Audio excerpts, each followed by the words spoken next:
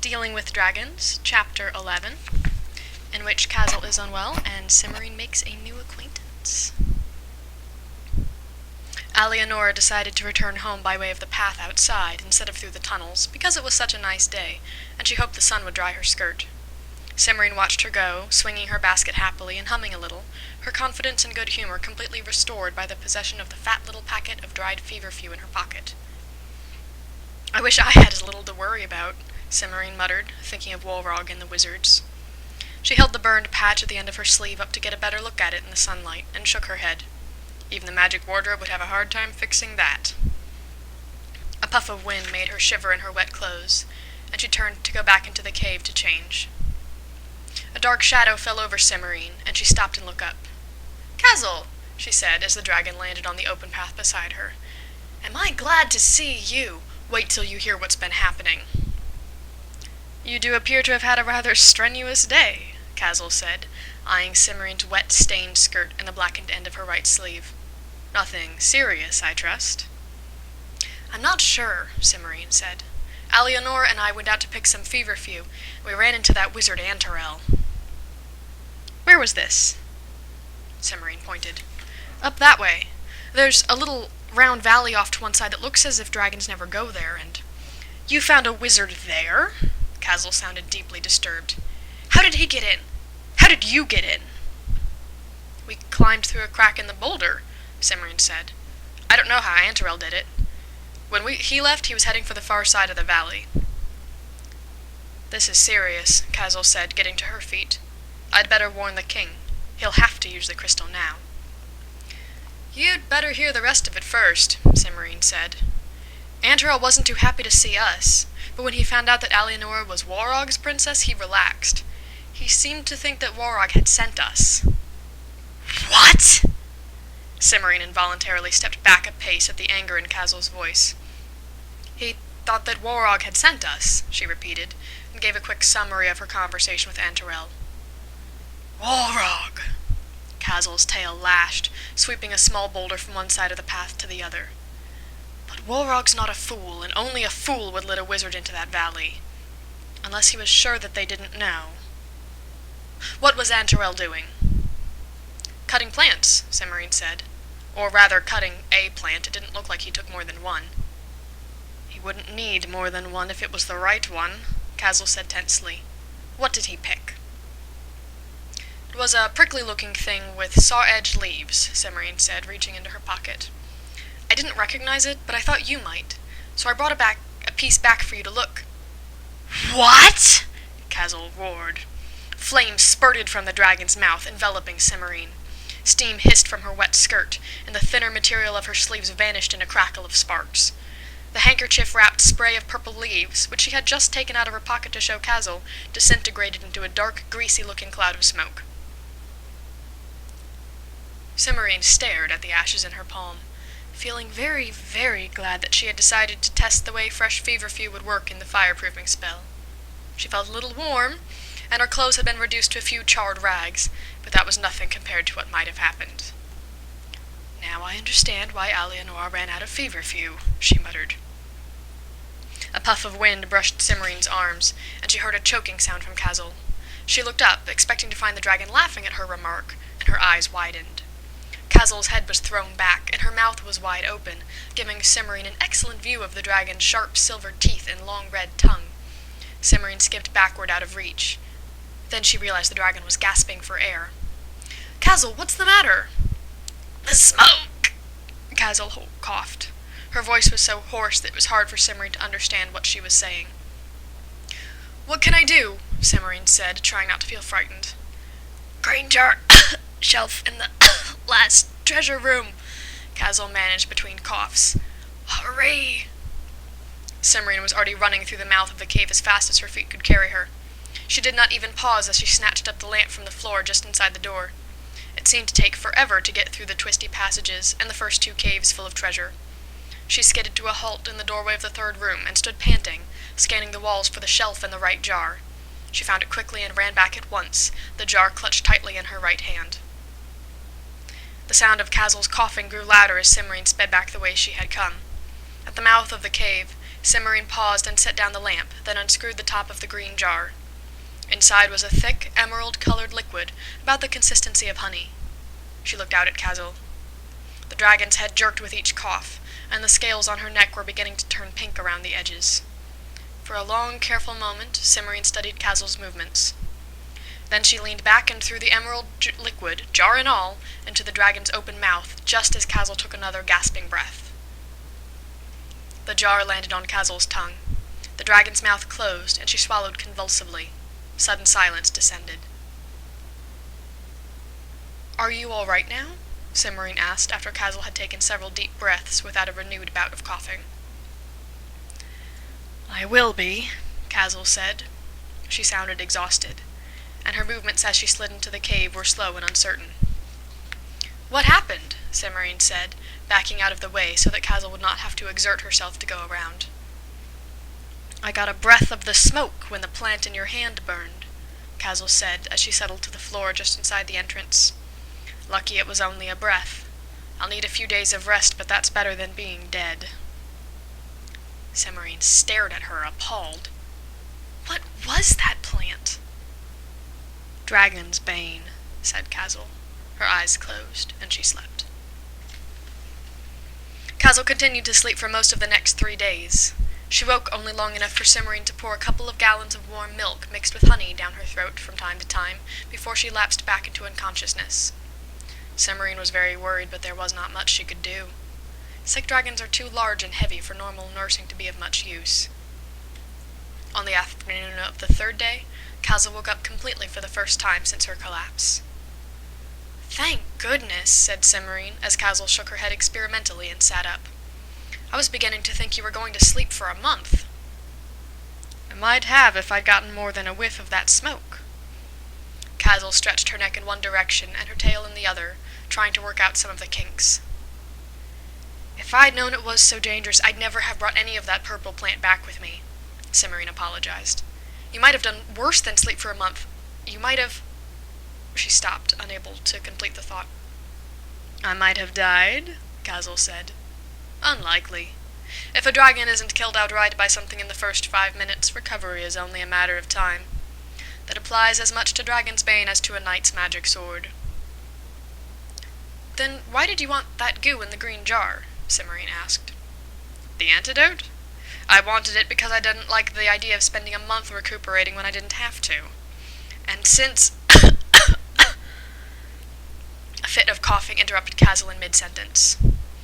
Cimorene skipped backward out of the way. Frowning worriedly, she tossed a pinch of feverfew into the air and recited the verse from the fireproofing spell in case Kazul should lose control of her flame again. "Maybe you won't need a month to recover, but 3 days obviously isn't enough," she said to the dragon. "You'd better lie back down before you choke." "I can't," Kazul said. "I have to warn the king. If the wizards have already had Dragon's Bane for 3 days already—" She started coughing again and had to stop talking. "You stay here," Cimorene said in a firm tone. "I'll warn the king." "Takars won't listen to you," Kazul said, but she settled back to the ground. "Roxime will, though. Start with him." "Roxime?" Cimorene said doubtfully. She was afraid the gray-green dragon would want to go charging out after the wizards as soon as he heard they were up to something. "He'll listen to you, and the king will listen to him," Kazul said. "It's not ideal, but it's the best we can do." "All right, I'll go see Roxime. You stay here and sleep. When you get back—" "I'll wake you and tell you what he said," Cimorene promised. "Now go to sleep." Kazul smiled slightly and closed her eyes. Cimorene caught up a lamp and almost ran to the exit at the back of the cave. She was afraid that Kazul would think of something else and start talking again, and she didn't think talking would be good for her. In the tunnel outside, Cimorene paused, trying to remember the directions to Roxime's cave. She had memorized a map in the library that showed most of the twists and turns of the dragon's tunnels, but she knew from experience that in the miles of greystone corridors it was difficult to keep track of where she was. "Left, 5th right, past the little chamber, right again, on past the iron gate, 2 left to the 3rd cave down," she muttered to herself. "I wish Roxime's cave were closer." Still muttering, she started off. Though she was being very careful, Cimorene had to backtrack twice during the first part of her trip, when a mistake in counting corridors led her to a dead end. When she finally saw the iron gate that led into the Caves of Fire and Night, she sighed in relief. The tricky part was over, and the rest of the trip would be easy. She held her lamp up and quickened her step, hoping to make up some of the time she had lost on her detours. Then, as she reached the bars that blocked the entrance to the Caves of Fire and Night, she stopped short. There was someone sitting on the ground on the other side of the gate. Cimorene had almost missed seeing him, and no wonder. His clothes, though well cut, were the same dark gray of the stone of the tunnel walls, and he was curled into a lumpy, dejected ball. He looked like a large rock. If he hadn't moved his hand as she passed, Cimorene would never have realized he was alive. The man on the other side of the bars raised his head, and Cimorene saw with shock that his hair and skin were the same dark, even gray as his clothes. His eyes, too, were gray, and their expression was apologetic. "Forgive me for startling you," the man said, climbing ponderously to his feet. "I didn't see you coming." He made a stiff, formal bow. "Who are you?" Cimorene demanded. "And what are you doing in there?"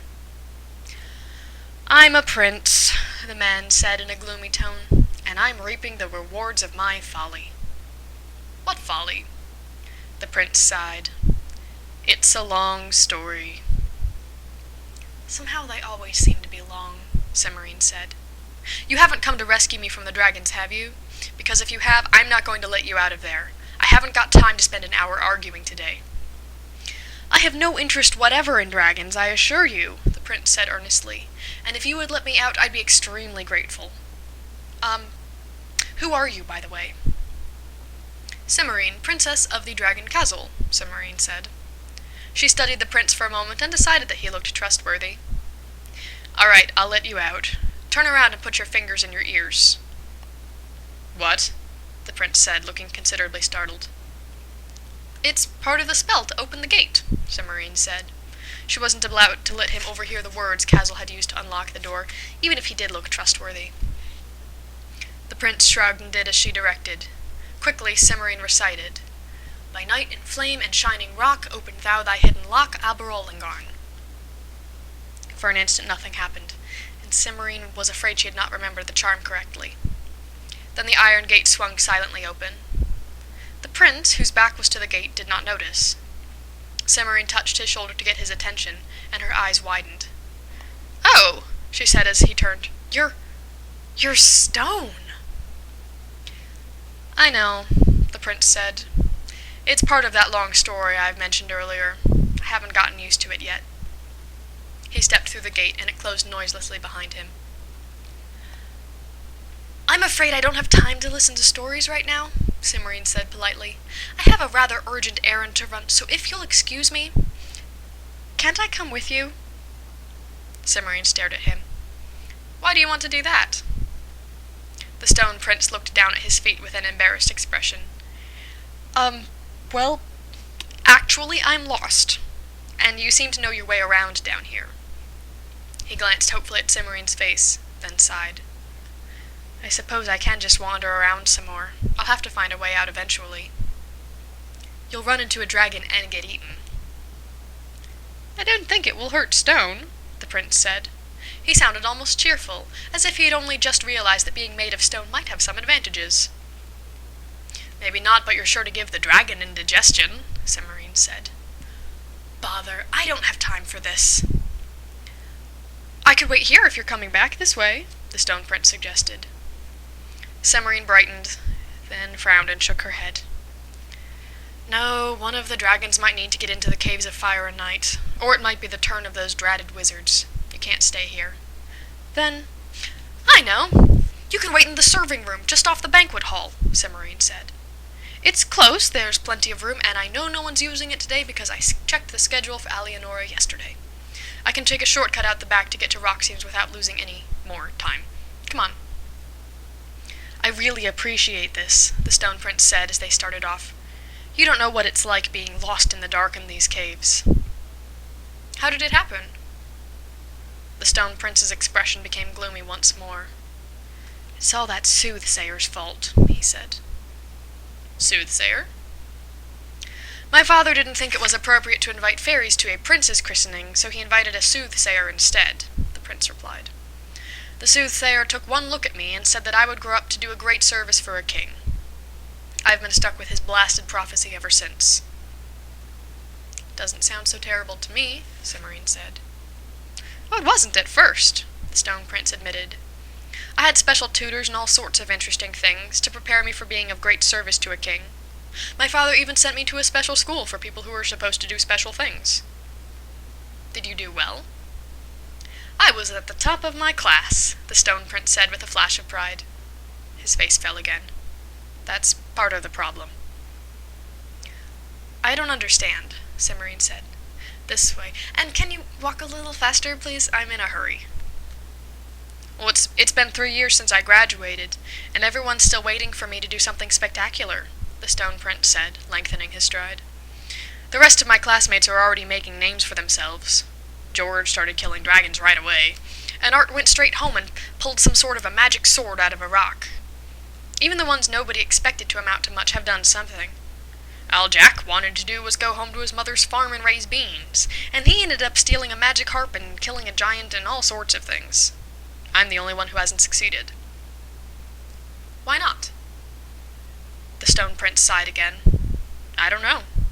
At first it seemed that I wouldn't have any troubles finding a king to serve. Every time there was a war, both kings asked me to lead their armies, and every king for miles around who'd lost his throne to a usurper sent a messenger to my father's court. It should have been simple. Only they were always so worried about whether I was going to side with their enemies that it was easier not to pick anyone. I see, said Cimorene. Privately, she thought that the Stone Prince had been rather wishy-washy. Some of her opinion must have crept into her tone, because the Stone Prince nodded glumly. You're right. It was a mistake. As long as I didn't pick a king to serve, all the messengers and ambassadors and envoys stayed, hoping to persuade me. The inns around the castle were stuffed with them. It got to the point where I couldn't show my face without at least 3 of them pouncing on me. Finally, I couldn't stand it anymore, and I ran away. It was a relief at first, not having everyone hovering over me, waiting for me to do something great. But after a while, I started feeling uncomfortable.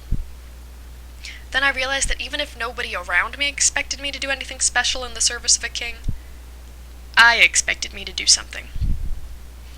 I was so flustered that I ran up to the next palace I saw and asked whether the king needed any services done.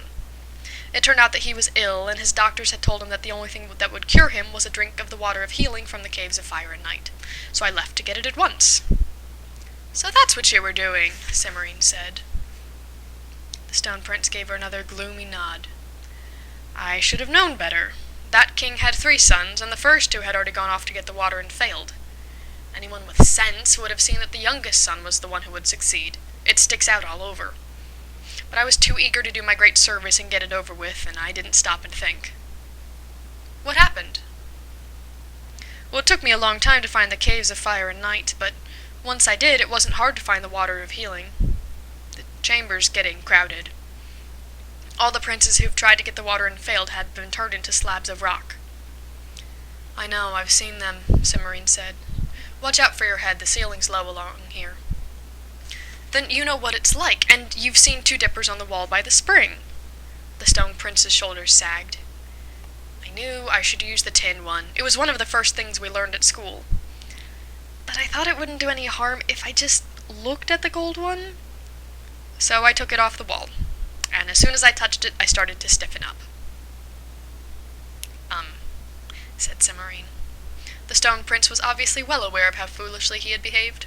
She saw no reason to make him feel worse by pointing it out to him again. So I stuck my arm in the spring, the prince said. You stuck your arm... Oh, I see. That was clever, Cimorene said. Do you really think so? The Stone Prince asked anxiously.